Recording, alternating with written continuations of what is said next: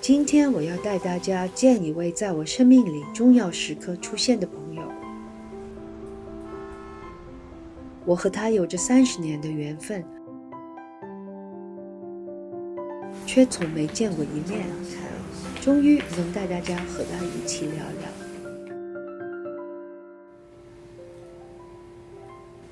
Hello, Jo. Hello, Teresa. How are you? Whereabouts are you? I am in Shanghai, and it's Monday night in Shanghai. Where are you? What time is it? It's about 11 o'clock in the morning here, but I just jumped off a plane from Dubai, so I came home here so that we could do this amazing conversation here in the studio in London in Elizabeth Street that Jo loves. So just here is kind of where I work, and we do all kinds of creativity and things that have never been done before in fragrance. So I thought it would be fun to do it from the studio. I love your studio. It's very bookish, so it actually brings back a lot of memories for you. It's full of memories. I feel very at home sitting here and just creating fragrance and storytelling, because I literally read everything about you. Oh. And as I was reading your incredible story, which I think we have so many parallels, don't we? We're obviously two mavericks. Yes, we do. I'm so looking forward to the conversation that we're going to have together. Well, you know how I come across this idea was that this is almost like a date in the making for the last 30 years, don't you think? I mean, it's almost like a full circle to me, because when I used to go to London a lot, and that was for the fashion buy for my boutique. It was back in 1999. I would be passing by your shop. It was so different from the time. Oh. And that's when I first met lime basil and mandarin, which was one of my favorites, as well as the red roses, which became a huge sensation in China. It's so funny, Teresa. I didn't realize, I suppose, at the time when I first started, what an influence I would have over in the fragrance industry. But I had no training or anything, and I just had this big dream. I believe that dreams are so important in life. Can I ask you, why do you love roses? When I wrote to you, I then realized when I came across red roses, it was a time of challenges for me, because I went through a very public divorce back in 1997. And so I had to start everything from scratch. The writing, the shop. Red roses was a symbol of my coming of age, in how I regained my dignity, my independence, my womanhood. You know, I was a very young bride, and I became a woman after the marriage. But then, you know how after a decade-long marriage, how you feel like yourself being an old sofa at home?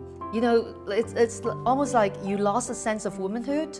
When I sprayed red roses on, people would just come to me, and that gave me so much confidence. And that was the first time I ever noticed that perfume, it boosts your energy. Wow, what a story. And you're in London while I'm in Shanghai, and we're talking about perfume. I mean, how great is it? Isn't this like a full circle? God, what a wonderful way. I've never thought of it like that. What a wonderful way to look at it. The power of rose is so amazing. You need the softness, the romance, the power of something. A rose will give you everything she has. It reminds me of our characters in a way.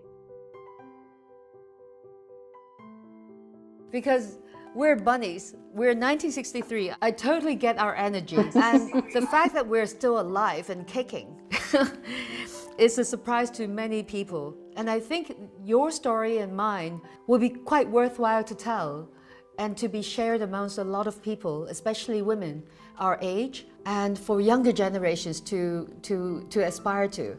So you have to let me know what makes you you. In Asia, people see the importance of our birth families being the starting point for us. What role did your parents play in your life? I think wherever we come from, nothing is ever wasted. I grew up in a family that didn't have a lot of money. My father was a brilliant artist and architect. He was a magician, and he was also a huge gambler. And my mum worked for the beauty industry. So I had these two unbelievably creative parents. So there was this love and this appreciation of artistry, creativity. But from the age of 11, I was the kind of the sole breadwinner in our family. I used to go to the markets with my dad and sell the paintings. And I would help my mum make face creams and all kind of different things. I wasn't handed a huge amount of money. I didn't go to university. I left school at 15.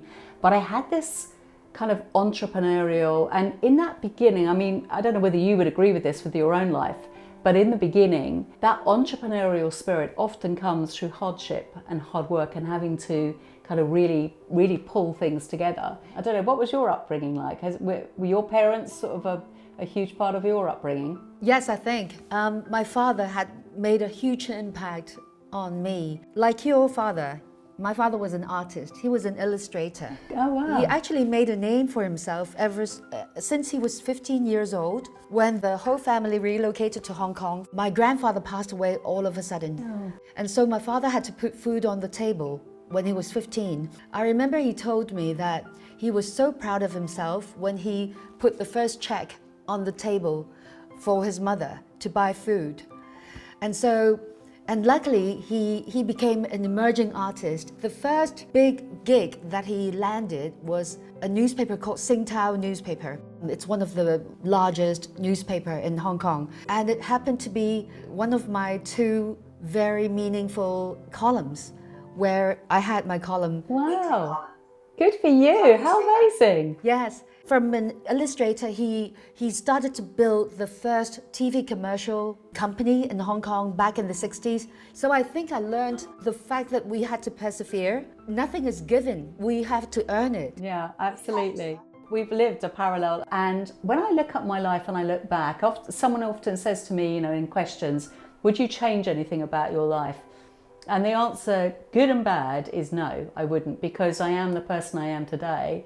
I don't know about you. Yes, it's a spirit. But I feel whatever situation I'm in, I'm always trying to find the different way or the entrepreneurial way. There's always a solution to everything. And that is definitely my childhood and the entrepreneur that is in me today. Because the entrepreneurship really runs in the family. My son, who had just started his first anime cafe, they were authorized by League of Legends. Oh, wow. One night he came back 4 a.m. and he was like, oh God, I had a shitty day. I scrubbed the toilet. And I said to him, well, you're the CEO of the company, right? You scrub toilets, you had to do everything. Yeah. We had to make things for ourselves. And they say the apple never falls far from the tree, don't they? And I look at my son now, who's 21. He is so entrepreneurial. I'm so proud, and I'd love to think that our parents look at us and think, look what they did.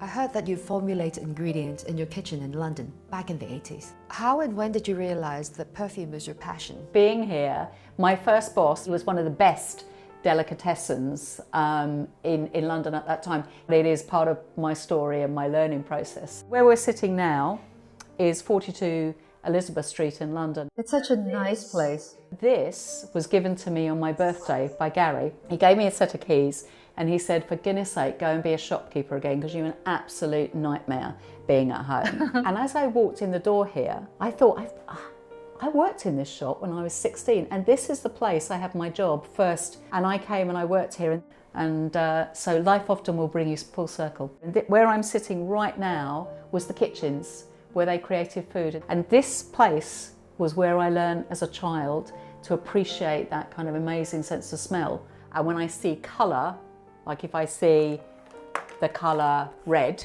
I can smell like a chili and a red currant skin. So colour affects me in different ways, and so being able to take those ingredients and blend them and mix them very differently. So you're actually using paint and colours to inspire your formulating the scent? My doctor came up to me one day and he said, do you know that your hippocampus is very large? Oh. And I said, I had no idea what that meant. And he said, do you have an incredible sense of smell? And I said, yes, I do. How do you know that?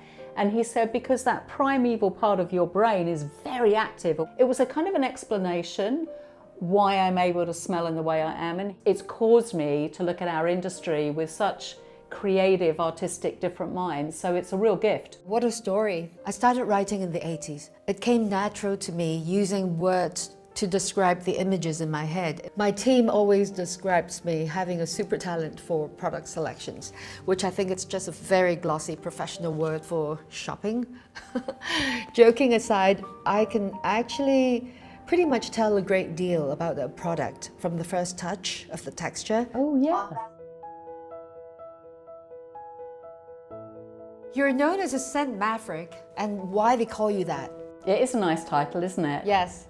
I didn't train to be, I didn't go through years of study to be a perfumer, but I just had this ability to think differently about fragrance. And I had this big dream just that I could change the world with fragrances. And so wherever I go, someone will find me and tell me a story in their life of where my fragrances that I've created was at a turn point, and it's a huge privilege to be the gatekeeper of scent memories. Well, that's wonderful. I advanced a year's writing salary, and with that, I opened a boutique in Centro in 1999. I removed an antique chandelier from home. That was all I had. I actually made my investment back within 5 days after opening the shop. 5 days? 5 days, yes. We sold everything. I had to rush to London. I had to rush to Milan, Paris, and to buy and constantly buy and buy and buy. I couldn't even ship everything by boat. I had to ship everything back DHL. So it became a very great business for me, and running a boutique full-time while writing 2 columns was crazy. It was hectic, and I was sleeping 4 hours a night. Oh. But that was the way to go. I had to attend a charity ball one night, and of course it coincided with my writing deadline. I went straight from the dinner gala in full ball gown, I think it was a John Galliano or a Dior gown, straight to the printing facility of the newspaper. And the editor made sure that I sat there and finished writing my column so that they could print at 4 a.m. God, what an incredible woman. And